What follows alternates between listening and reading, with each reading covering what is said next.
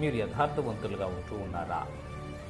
లేదంటే పైకొకటి లోపల ఒకటి, పనిచేసే చోట ఒక మనసు, ఇంట్లో ఒక మనసు, వ్యక్తిగతంగా ఒక మనసు కలిగి మీరు జీవిస్తున్నారా? పరిశీలన చేసుకొని. యథార్థవంతులంటే హృదయంలో ఏముంటుందో నోట్లో కూడా అదే ఉంటుంది, వారి క్రియలు కూడా ఆ విధంగానే ఉంటాయి. దురదృష్టకరమైన విషయం ఏంటంటే ఈ దినాల మనుష్యుని 3 రకాలుగా వ్యవహరిస్తూ ఉంటాడు.